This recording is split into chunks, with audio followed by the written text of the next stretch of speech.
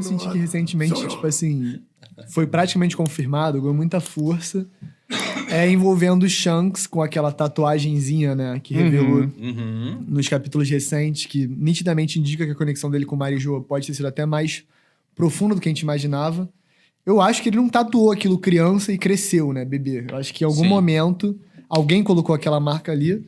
E o próprio Shamrock já comentou que ele estava em Marijoa, ele comentou com o Gaban recentemente, que visitou o Harold lá.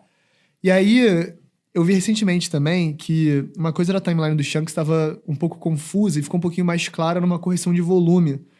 Ali em um ano, que no capítulo 1018, o Rusru comenta que ele perdeu a fruta que ele estava protegendo para o Shanks, que veio e roubou. A fruta que viria a virar, a fruta que viria a ser a Hito Hito no Mi modelo Única Deus do Sol.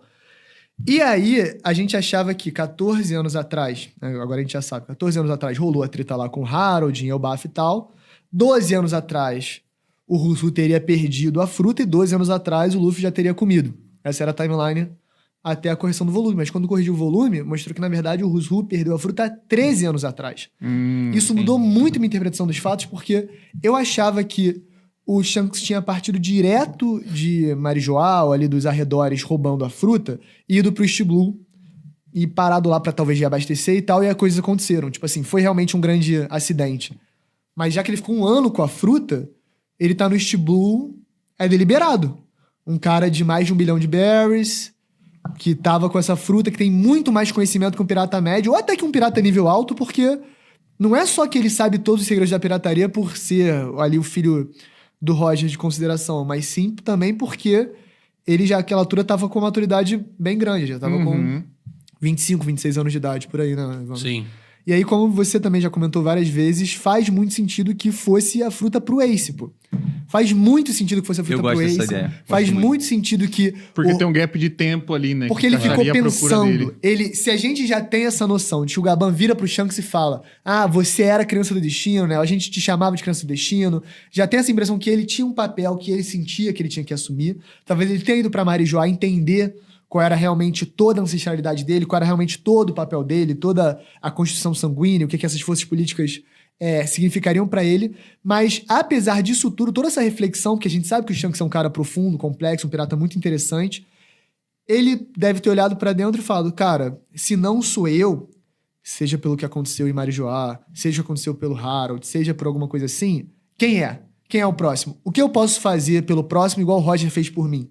E aí, óbvio que se ele era tão próximo do Roger, mesmo que pouquíssimas pessoas soubessem no mundo que o Ace era filho do Roger, o Shanks saberia. O Shanks é uma pessoa que é plausível saber. Pela proximidade com o Roger, por o quanto ele sabe do mundo, entendeu? Proximidade do Rayleigh, proximidade do Garp. Exatamente, entendeu? Então, faz muito sentido que ele estivesse levando a fruta pro Ace, e aí no processo, eu amo isso, cara. o Luffy comeu a fruta, e ele percebeu que liberdade é sobre você não ter controle sobre absolutamente nada. Até quem você acha que você vai passar ou não. Por isso que quando o Luffy come, ele meio que, eu acho que se liberta dessa ideia de que ele tinha a responsabilidade de escolher o próximo escolhido. No final das contas, não era ele que ia determinar. E às vezes ele sabia que era um D, né? Que precisava ser um D. Pode então, ser. Filho do Roger vai ser um D. Viu que era o Luffy que comeu. É um D também. E isso conecta o estado mental dele pra o retcon mais lendário das histórias dos animes, que é ele ter perdido o braço de propósito pro Lorde das Costas. Pro Lorde da Costa, né? Pra aquele bichão. Porque realmente o único sentido seria, em termos de nível de poder, se você for fazer uma interpretação retroativa do mangá e não partir do momento que o Oda tá lá em 98, 97 desenhando, a única explicação é que ele perdeu de propósito, que ele não se importou em perder, inclusive o nível de poder dele... Não foi o Torishima falando: corta esse braço, moleque. Não, teoricamente... Arranca esse braço na dele. hora que o cara tá atacando o Luffy no chão, na hora que o cara tá atacando o Luffy na água, o Shanks é tão avançado que ele já ia tá vendo o bicho comendo o braço dele. Falou, já eu. Se você for comparar com a cena do Kid, entendeu? Que você reduz aí 20 segundos. Ele sabia que ele ia perder o braço, teoricamente. E isso é muito melhor pro fã que se importa com nível de poder e com a lógica. Do que o cara perder pra um peixe. Pô. Porque o Oda parece que tá se preocupando com isso agora. Tá se preocupando. Não o Oda em momento nenhum falou: galera, é isso aí, tá tudo bem. Quando ele deu a primeira explicação de apostei meu braço na próxima geração, a galera já não... Teve uma galera que não gostou muito, né? Falou: não, ainda não é uma explicação. Exato. É muito vago. 414 o capítulo, não é isso? E se você reler tudo Branca. com isso em mente, que o Oda também deve ter feito em mente, o próprio diálogo com Barba Branca tem uma camada a mais que é o pirata, ancião ali, o cara mais brabo, virando e questionando pro novato absurdo, falando, como é que você perdeu o braço? Quem tirou seu braço? Todo mundo quer saber, entendeu? Todo mundo quer saber. Se pega um campeão, ele aparece lesionado, quem te lesionou? Em que luta? Todo mundo quer saber. Não faz sentido o Shanks perder o braço pra ninguém no mundo, naquela altura do campeonato. O Oda tá corrigindo isso. Talvez pro Mihawk num duelo, talvez o Imu pegou ele desprevenido. Entendeu? Teria que ser uma parada absurda nesse nível. Tinha que ser grande o suficiente pra, tipo, valer saber. Tipo, se alguém tirou seu braço, eu preciso saber quem é esse cara que tá o perigo. É a fofoca máxima do mundo e o Shanks sempre encarou com naturalidade o carisma, porque ele tem esse carisma de Haki do Rei e a parada meio que passa batido. Mas o Oda sempre botou lá, ele meio que não fugiu. Ele não fugiu da pergunta. Isso que é interessante em One Piece.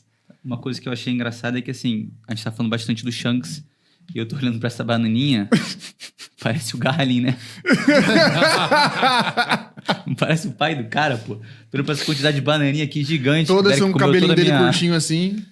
Também é uma coisa interessante, né? A revelação do Garland. Não, a família, né? Que veio do Team Red. Demais. Eu que sempre perturbei Shanks vilão, fiquei assim, super empolgado sabendo que ele era da família de gente que tem escravo. Já é um passo aí pra ser cancelado. Já era um passo, já flerou. Já tá ali. E ainda, assim, ele quis saber da origem dele. Roger falou, Shanks, seguinte, seu pai é vagabundo da marca maior. Todo mundo é pilantra. Você pode ter sua escolha de voltar lá pra descobrir. Deixa eu passar férias de verão lá, deixa eu dar uma chance pra ver como é que é. Tá, o escravo vem, pegar uma espada lendária ali, rapidinho.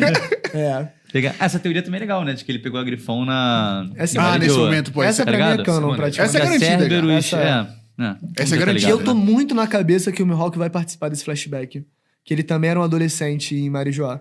E aí foi quando eles se conheceram, tiveram o romance pra sempre, que aí eles permanecem até hoje. Né? Qual que é a ideia do Mihawk? Mano, você tá curtindo esse corte do Dom? Eu sei que tá, né? Então, por favor, já deixa aquele comentário, se inscreve no canal aqui. É facinho, rapidinho e me ajuda demais.